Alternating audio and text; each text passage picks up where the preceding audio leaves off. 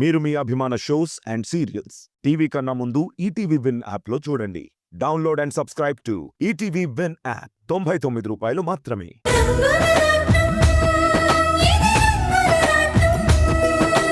ఏంటయ్యా చెవుడా నీకు? ఈ కుప్ప మొత్తం ఒక్క గంటలోనే ఇక్కడి నుంచి తీసి అక్కడ పోయి. బాబురావు గారు ఏమంటున్నారు? ఇదేమి నడిచేదారి కాదు కదా. 4 అడుగుల దూరంలో ఎత్తిపోస్తే ఎలాంటి ప్రయోజనం లేదు కదా. నువ్వు మూస్తావా? ప్రతి ఓడు సలహా చెప్పేవాడు.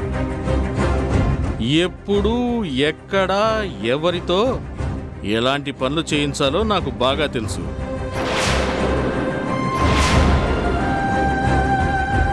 ఇంకా చూస్తావేంట్రా? మొదలుపెట్టో. రేయ్, మీరు పక్క పోండి. కానీ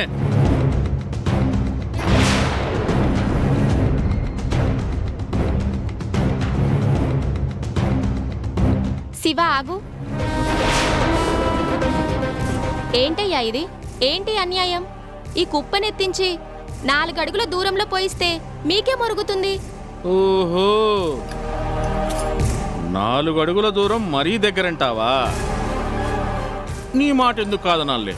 రే, 10 అడుగుల దూరంలో అక్కడ పోయిరా.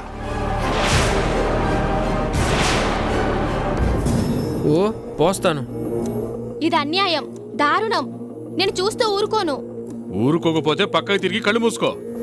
అయ్యగారు, ఎలాగో రేపు తీసేస్తాం కదా, ఆలోచించండి.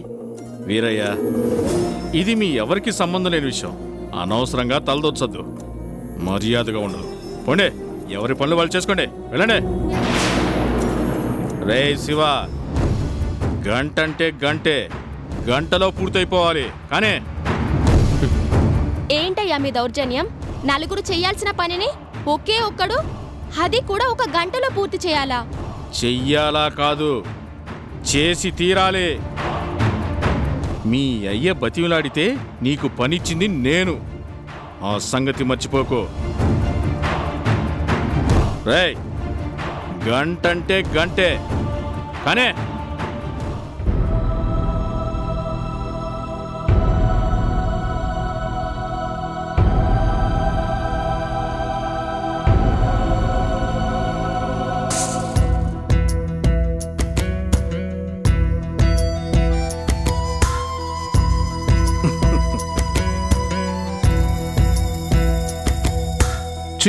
ఈ బాబురావు మనిషి కాదు, రాక్షసుడు. శివ మీద కక్షతో కావాలనే ఇలా కష్టపెడుతున్నాడు. వద్దనలేరా ఒకరు, నేరం చేసిందెవరు, దూరం అవుతోందెవరు, ఘోరం ఆపేదెవరు, ఎవరు రారే మునులు ఋషులు, ఏమైరి వేదాంతులు, సాగే ఈ మౌనం సరేనా? కొండ కోనాడవి, సెలయేరు సరయూ నది, అడగండి న్యాయం ఇదేనా? గాలి నింగి నీరు, భూమి నిప్పు మీరు, రామ వద్దనలేరా ఒకరు.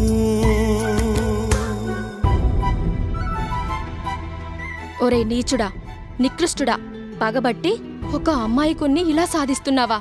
ఆ దేవుడు కూడా నిన్ను క్షమించాడు. అయ్యో శివ, కళ్ళ ముందే ఇంత అన్యాయం జరుగుతున్నా నేను నీకే విధంగా సహాయం చేయలేకపోతున్నాను.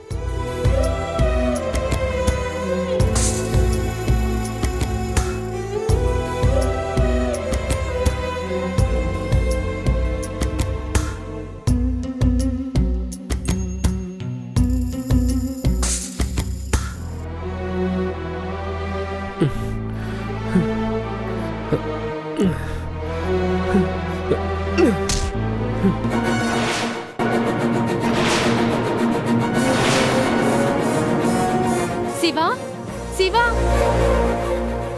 శివ! పాపం ఒళ్ళంతా విరుచుకుని పనిచేసి కళ్ళు తిరిగి పడిపోయినట్టున్నాడు. ఇక్కడ ఎండగా ఉంది, అటు తీసుకెళ్దాం పదండి. లేపండి, పట్టుకోండి, లేపాలి లేపాలి, లేపండి. ఆ.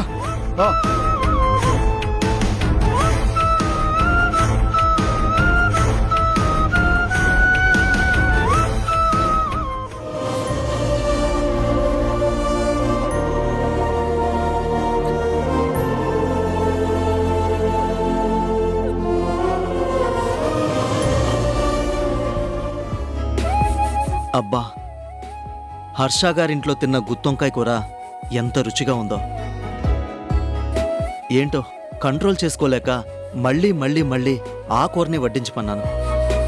వాళ్ళింట్లో వాళ్ళందరూ వీడికి ఇదేం పిచ్చి అని లోపల నవ్వుకున్నారేమో. కానీ వాళ్ళకేం తెలుసు, ఆ గుత్తొంకాయ కూర మా రాణి యొక్క చేతి వంటని నాకు పదే పదే గుర్తు చేసిందని.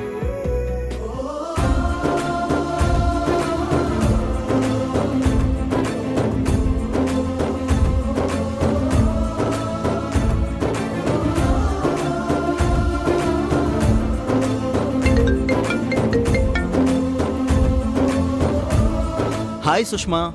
హాయ్, ఏంటి విషయం? మా హబ్బీ గొంతులో చాలా సంతోషం వినిపిస్తుంది. హ్మ్. ఇంత సంతోషం ఎందుకో తెలిస్తే నిజంగా నువ్వు కూడా ఆశ్చర్యపోతావు. చెప్పు చెప్పు, ఏంట కారణం? తెలుగువాడి నోరూరించే ఒకే ఒక్క కూర, కూరలన్నిటిలో రాజా అనిపించే the one and only curry. ఆహా ఏమి రుచి అనరా మై మరచి అంటూ సినీ కవి సిరివెన్నెల గారు రోజు తిన్నా సరే మోజే తీరనిది అని ఎంతగానో మెచ్చుకున్న గుత్తొంకాయ కూర. ఏంటి గోపి, గుత్తి వంకాయ కూర? యా, భోజనం మొదటి నుంచి చివరి దాకా గుత్తొంకాయతోనే లాగించేశాను. ఎక్కడా? అంత రుచిగా వండి పట్టే మీ రాణి అక్క ఇక్కడ లేదు కదా? అదే థ్రిల్లింగ్ పాయింట్. ఇవాళ నన్ను ఒకరింటికి భోజనానికి పిలిచారు, నేను వెళ్ళాను. అదేంటి గోపి, ఒక కలెక్టర్గా అలా వెళ్ళడం బావుండదు అని ఎవరు పిలిచినా నువ్వు వెళ్ళనే వెళ్ళావు కదా? నిజమే, కానీ నేను ఇన్స్పెక్షన్కి వెళ్ళిన క్వారీ ఓనర్ హర్ష గారు మరీ మరీ రిక్వెస్ట్ చేయడంతో తప్పనిసరిగా వెళ్లాల్సి వచ్చింది. ఓహో, అంటే ఆ హర్ష గారి శ్రీమతి నీకు భోజనంలోకి స్పెషల్గా గుత్తొంకాయ కూర వడ్డించిందన్నమాట. కాదు సుష్మా, వండింది హర్ష గారి శ్రీమతి మాధవి గారే అయినా వడ్డించే టైంకి ఏదో పని మీద బయటికి వెళ్లారంట. గుమ్మగుమ్మలాడే గుత్తొంకాయ కూరని అలా ప్లేట్లో వేయగానే నాకు వెంటనే నోరూరింది. గోపి, మీ రాణి అక్క చేసినంత రుచిగా ఈ భూమి మీద ఇంకెవ్వరూ గుత్తొంకాయ కూర వండలేరు అంటావు కదా?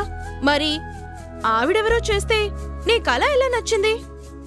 నాకు కూడా అదే ఆశ్చర్యంగా ఉంది సుష్మా. మాధవి గారి చేతి వంట అద్భుతంగా అనిపించింది. అచ్చంగా మా రాణి అక్క చేసినట్టే, అంతే ఉప్పు, అంతే కారం, నాలుక జివ్వుమనిపించే అదే కమ్మటి రుచి. అందుకే మొహమాటం లేకుండా కడుపు నిండా తినేశాను. ఆశ్చర్యంగా ఉందే, మనుషుల్ని పోన్న మనుషులున్నట్టే చేతి వంట కూడా ఒకేలా ఉంటుందా?